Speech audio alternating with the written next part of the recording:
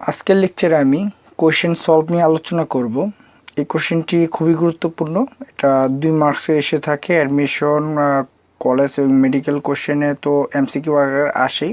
তো এটার ব্যাখ্যাও দেখব। সেই কোশ্চেনটি হলো কি, NCl5 এর অস্তিত্ব নেই কিন্তু PCl5 এর কি অস্তিত্ব আছে, এটা ব্যাখ্যা করো।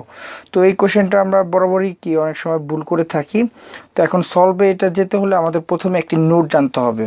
নোটটা হলো এমন নোটটা আমি লাল কালি দিয়ে লিখি। নোটের ব্যাপারটা হলো কেন্দ্রীয় মূলক চিনতে হবে। তো কেন্দ্রীয় মূল্য আমরা জানি, আমি আগের একটি লেকচার কেন্দ্রীয় মূল্য নিয়ে একটি ক্লাস নিয়েছি। তো কেন্দ্রীয় মূল্য কি, এখানে যে একা আছে এখানে দেখি কি আছে, এই যোগে একা আছে ফসফরাস, এই যোগে একা আছে কি নাইট্রোজেন। আচ্ছা, তাহলে এরা হলো কি কেন্দ্রীয় মূল্য। তাহলে কেন্দ্রীয় মৌলের কি কেন্দ্রীয় মৌলের কি হবে, কেন্দ্রীয় মৌলের বহিস্থ স্তরের অযুগ্ম বা অযুগল ইলেকট্রন, অযুগল মানে সিঙ্গেল ইলেকট্রন মানে বেজোড় ইলেকট্রন, ঠিক আছে। অযুগল ইলেকট্রন যতগুলো থাকবে ততটি একক বন্ধন সম্ভব।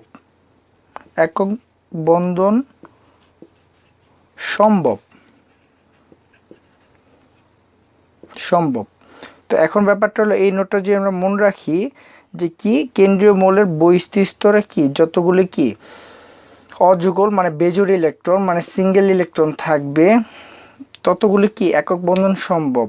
তো এটা যদি মনে রাখি তাহলে আমরা এখন দেখি আসলে NCl5 কেন হয় না আর PCl5 কেন গঠিত হয় বা অস্তিত্ব আছে কি নাই, কেন নাই।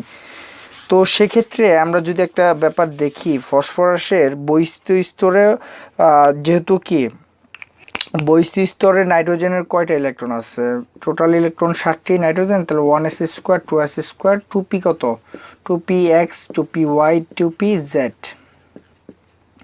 1 2 2 2 4 5 6 কত 7, মানে বহিস্থ স্তরে কি নাইট্রোজেনের কি এই ইলেকট্রন যে 3টি আছে সিঙ্গেল ইলেকট্রন, তাহলে এর যোজনী কিন্তু অবশ্যই কত 3। ঠিক ফসফরাসেরও কিন্তু বহিস্থ স্তরে কিন্তু আমরা দেখতে পাই ফসফরাসের ক্ষেত্রেও যদি 15টা ইলেকট্রন বিন্যাস করি 1s² 2s² 2p6 10টা 12 13 14 px py pz এর যে হিসাব করি তাহলে 10 12 13 14 15। ঠিক এরও বহিস্থ স্তরে বেজোড় ইলেকট্রন কয়টা আছে, 3টা আছে।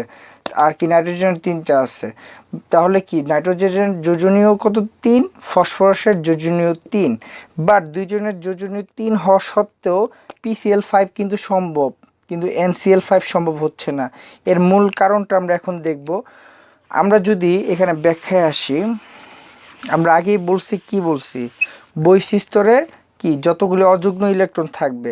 এখন ব্যাপারটা হলো এই যে নাইট্রোজেন, এই নাইট্রোজেনের যদি আমরা দেখি 2p x y z এর কিন্তু 2d সম্ভব না, যেহেতু n = কত 2, তাহলে l = 0 1, তাহলে কি sp, তাহলে sp হলে কি 2s 2p সম্ভব, 2d কিন্তু এখানে কি আসতেছে না। তাহলে আমাদের কি এই অযুগল ইলেকট্রন কিন্তু 2d পর্যন্ত যেতে পারবে না, 2d তো নাই, তাহলে যাবে কিভাবে। তাহলে নাইট্রোজেনের ক্ষেত্রে নাইট্রোজেন কি ধরনের যৌগ গঠন করতে পারে, যেহেতু বেজোড় ইলেকট্রন আছে আর এটা যেহেতু সমযোজী ক্লোরিনের সাথে সমযোজী বন্ধন গঠন করতে পারবে, বা যদি দেখি আমরা তাহলে আমরা কেন্দ্রীয় মূল নাইট্রোজেনের সাথে কয়টা কি এর অযুগ্ম ইলেকট্রন আছে, 3টা আছে। যেহেতু বেজোড় ইলেকট্রন অযুগল, আমরা বলছি যতগুলি অযুগল হবে ততগুলি কি একক বন্ধন সংযোগ। তাহলে কি এই একটার সাথে যদি আমরা হাইড্রোজেন যুক্ত করি তাহলে একটা বন্ধন হইলো, আবার এটার সাথে যে হাইড্রোজেন যুক্ত করি আবার এটার সাথেও হাইড্রোজেন যুক্ত করি তাহলে কি হলো NH3 গঠন হয়ে গেল। তার মানে কি NH3 মানে অ্যামোনিয়া তো গঠন সম্ভব, আমরা জানি, মানে অস্তিত্ব আছে। তো এটার প্রমাণ পেলাম।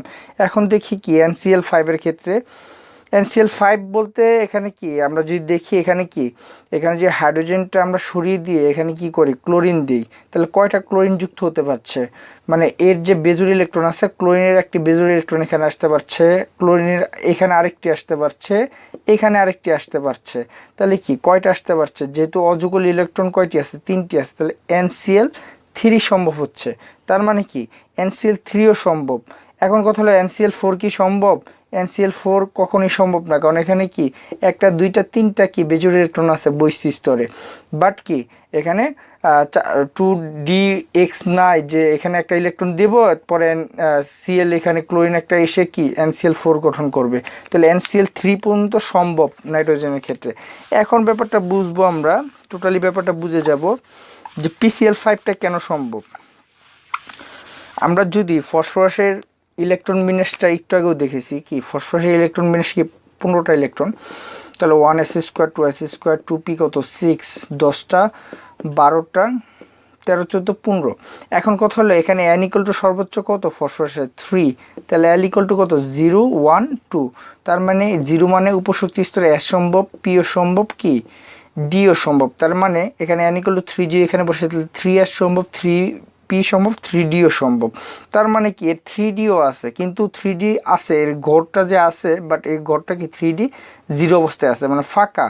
তার মানে সে যদি আমি ফসফরাসকে এখন উত্তেজিত করি, এখন যে ফসফরাসকে আমরা উত্তেজিত করি এই 15টার বৈশিষ্ট্যের ইলেকট্রন আমরা জানি উত্তেজিত করলে কি হয়, ইলেকট্রন বেজোর অবস্থা গ্রহণ করে, তাহলে 1s2 2s2 এটা তো যা আছে তাই থাকবে, 2p6 পর্যন্ত যা আছে তাই থাকবে। এখন 3s এ আমরা চলে যাই, 3s 3px 3py 3pz 3d xy। এখন ব্যাপার হলো এর বৈশিষ্ট্যের কয়টা ইলেকট্রন আছে, 5টা ইলেকট্রন, এই 5টা ইলেকট্রন কি হবে সিঙ্গেল হয়ে যাবে, যেহেতু আমি উত্তেজিত করছি, তাহলে 1টা 2টা 3টা 4টা 5টা, তাহলে 3d কি yz ও আছে, 3d কি zx ও আছে, 3d x² - y² ও আছে, 3d কি z² ও কি আছে, কিন্তু এখানে কি ইলেকট্রনগুলি 0 অবস্থায় আছে, এখানে তো আর তার যে 5টা বৈশিষ্ট্য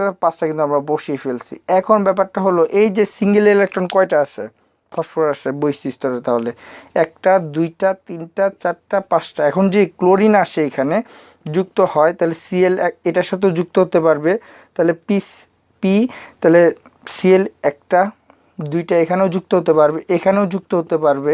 আবার যে আমরা চিন্তা করি জেডের এখানেও যুক্ত হতে, কারণ সিঙ্গেল ইলেকট্রন আছে। আমরা প্রথমে নোটে বলছি কি অযুগ্ম ইলেকট্রন যদি থাকে বৈশিষ্ট্যের কেন্দ্রীয় মৌলের, তা কেন্দ্রীয় মৌলের বৈশিষ্ট্যের অযুগ্ম যতগুলো ইলেকট্রন আছে ততগুলো বন্ধন গঠন করতে পারবে, তার ক্লোরিন এখানেও আসলো এখানেও আসলো, তাহলে কি PCl5 কিন্তু সম্ভব হয়ে গেল, PCl5 সম্ভব। তাহলে কি PCl3 সম্ভব?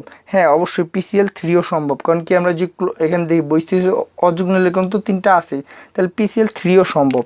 তো এখন ব্যাপারটা বুঝলাম যে কি এখান থেকে ব্যাপারটা বোঝা যাচ্ছে কি PCl5 কিন্তু অস্তিত্ব আছে, মানে PCl5টি সম্ভব, যৌগ গঠন সম্ভব, কিন্তু NCl5 সম্ভব না, কারণ নাইট্রোজেনের তো ডি অরবিটাল নাই, আর ডি অরবিটাল যদি না থাকে আর তার ইলেকট্রন বিন্যাসের সেই যে নাইট্রোজেনের কি 7টা ইলেকট্রন 1s² 2s² 2p3 মানে 5 7টা।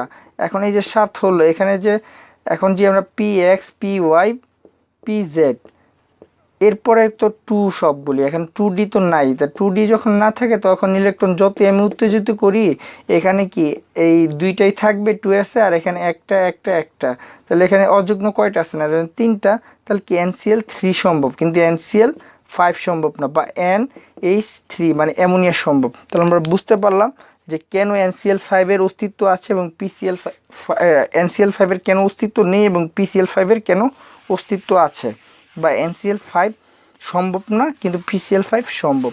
তো আজকের লেকচারে এই পর্যন্তই, আগামী লেকচারে আমরা অন্য কিছু নিয়ে আলোচনা করব। তো আল্লাহ হাফেজ।